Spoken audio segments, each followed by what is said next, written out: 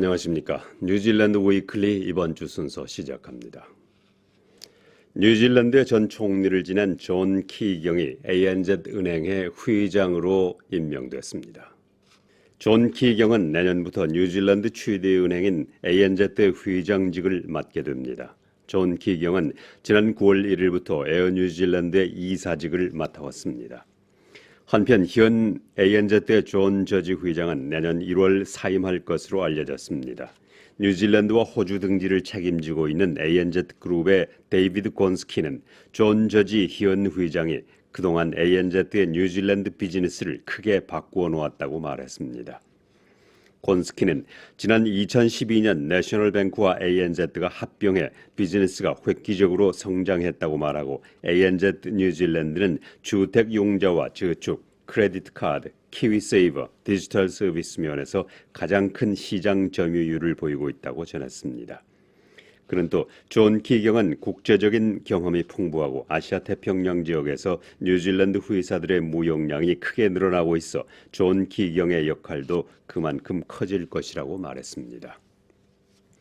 지난 수십 년간 더 나은 삶을 찾아서 호주로 떠났던 뉴질랜드인이 다시 뉴질랜드로 돌아가고 있다고 호주의 인터넷 신문이 보도했습니다. 이렇게 많은 뉴질랜드인이 다시 돌아오고 있는 이유는 호주의 경제에 대한 관심이 줄어들고 뉴질랜드의 경제에 강한 자신감을 가지고 있기 때문으로 전문가들은 풀이하고 있습니다.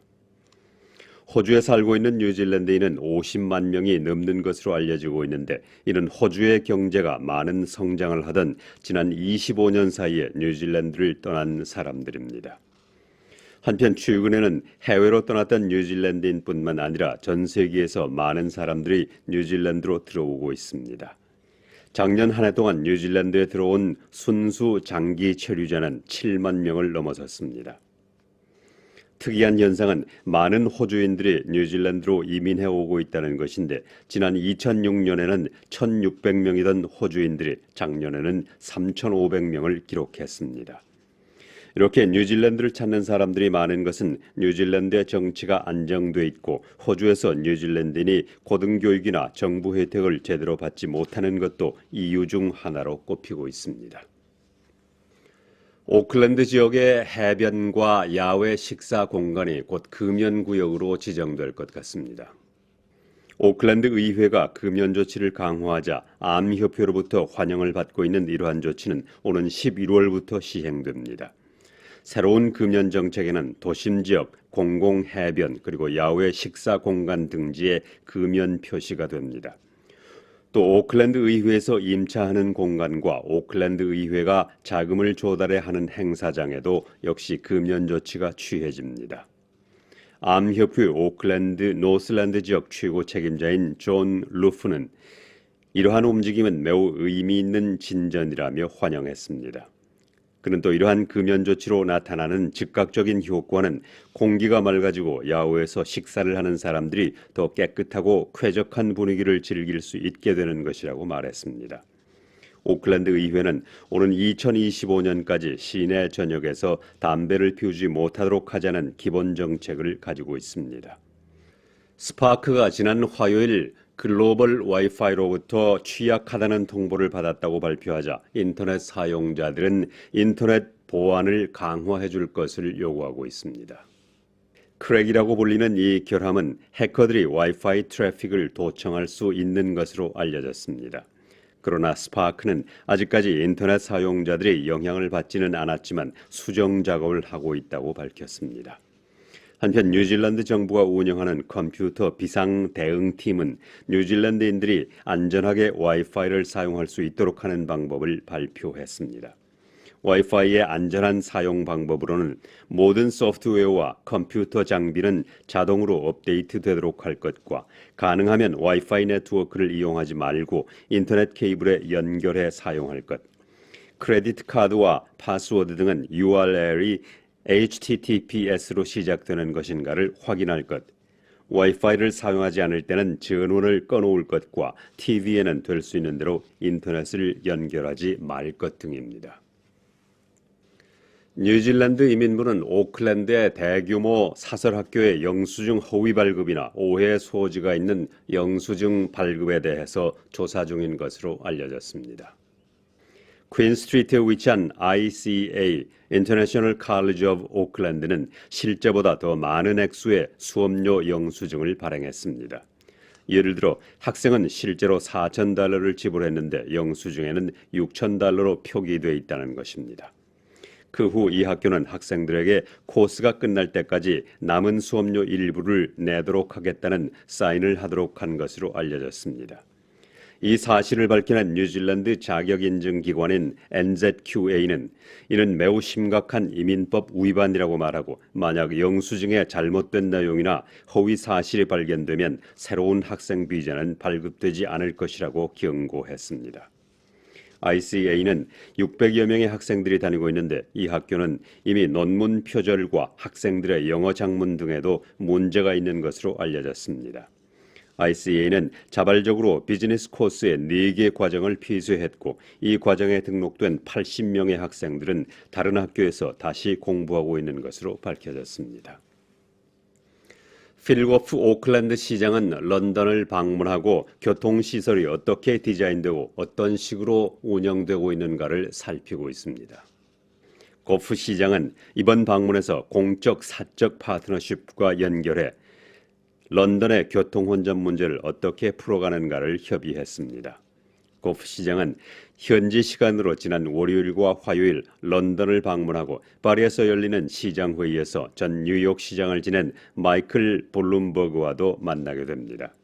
런던에서는 윌리엄 러셀 런던 시장, 마이크 브라운 교통부 장관 등을 만난 후 런던의 인프라 구축을 위해 어떤 방법으로 자금을 확보하고 대중교통 문제를 풀어가는가를 배울 수 있는 좋은 기회가 됐다고 말했습니다. 오클랜드 지역의 초등학교 교사 부족 현상이 최근 30년 만에 최악인 것으로 나타났습니다. 현재 오클랜드 지역 초등학교에서 부족한 교사는 모두 287명으로 일부 학교에서는 7, 80명씩 학생들을 모아서 한 명의 교사와 한 명의 연수생이 가르치는 곳도 있습니다. 오클랜드 초등학교 교장협회의 케빈 부시 회장은 이러한 사태는 자신이 교직에 몸담은 후 처음 겪는 일이라고 말했습니다. 그는 또 이러한 현상은 교직보다 다른 직업이 보수도 좋고 더 매력적이기 때문일 것이라고 설명했습니다. 부시 회장은 오클랜드 인구가 계속 증가하고 있지만 교직을 떠나는 사람들이 줄어들지 않고 있고 오클랜드는 생활비가 너무 많이 들고 출퇴근 교통 소통도 원활하지 못한 것도 이유가 된다고 말했습니다. 경찰이 밝힌 자료에 따르면 오클랜드 시내 워터뷰 터널 개통 이후 지금까지 과속 단속으로 인한 벌금액은 $1,000,000에 가까운 것으로 나타났습니다. 워터뷰 터널 양쪽에는 각각 2대씩 4개의 감시 카메라가 설치되어 있는데 지난 7월 21일 개통 이후 지금까지 시속 80km 이상 과속한 사람은 9,756명으로 밝혀졌습니다. 이는 1시간에 거의 10건의 과속 차량이 단속되고 있다는 계산인데 이 기간에 터널을 이용한 차량은 모두 152만 767대로 나타났습니다.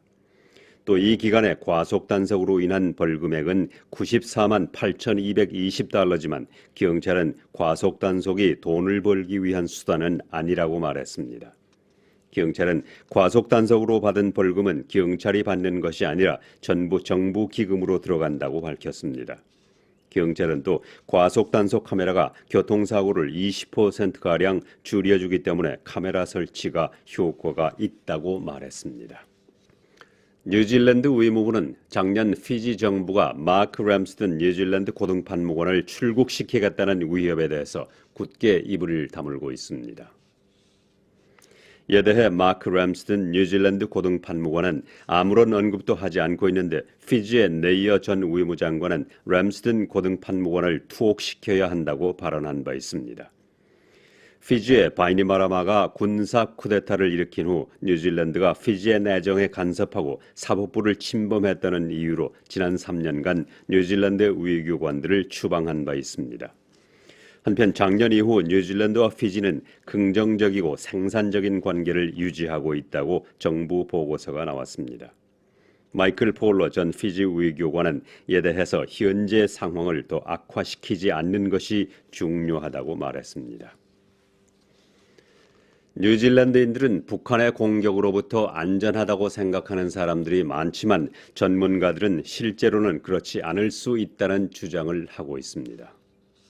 지난 7월 북한이 대륙간 탄도탄의 시험 발사 이후 전문가들은 뉴질랜드 최대의 도시 오클랜드는 공격 대상에 포함되는 것으로 믿고 있습니다. 북한은 올 들어 대륙간 탄도탄 화성 14호의 두 차례 시험 발사를 성공시킨 바 있습니다. 호주의 ABC 방송은 두 차례 시험 발사는 사거리가 10,000km에 달할 것이라고 보도했는데 이는 뉴질랜드 북섬의 노슬랜드와 오클랜드, 와이카토까지도 공격할 수 있다는 계산입니다. 오클랜드는 평양에서 9,810km 거리에 있습니다. 한편 현재 상황으로는 이들 지역 이외에는 안전할 것으로 보인다고 전문가들은 말하고 있습니다. 호주 전역과 로스앤젤레스, 유럽 대부분 지역, 워싱턴, 뉴욕도 북한의 공격 가능한 지역에 포함됩니다. 일본 문화에 깊이 뿌리박고 있는 일본 술 사케를 알리기 위한 행사가 지난 월요일 일본 총영사 관저에서 있었습니다. 이 자리에는 각급 외교관과 업계 대표 등 20여 명이 참석해 일본 술 사케의 유래와 만드는 법, 특징에 대해서 설명 듣고 맛을 보는 시간을 가졌습니다. 사케는 지난 2000년간 일본인의 생활, 문화와 깊은 관련을 가져왔는데 각 지역별로 독특한 방법으로 술을 빚어내기 때문에 맛과 향이 각각 다르고 술 예절 또한 특징이 있습니다. 일본 전국에는 현재 1,500여 개의 양조장이 있는데 이는 40년 전에 비해 절반 이하로 줄어든 것입니다. 이렇게 일본 국내 양조장이 줄어드는 것은 해외에서 직접 일본 술 사케를 만드는 양조장이 많이 생겨났기 때문으로 풀이됩니다. 뉴질랜드 차기 정부가 어떻게 구성될 것인가를 기다리면서 뉴질랜드 달러가 하락세를 보이고 있습니다. 윈스턴 피터스가 뜸을 많이 들이고 있습니다. 어떤 작품이 나올 것인지 기대가 됩니다. 다음 주에 뵙겠습니다. 감사합니다.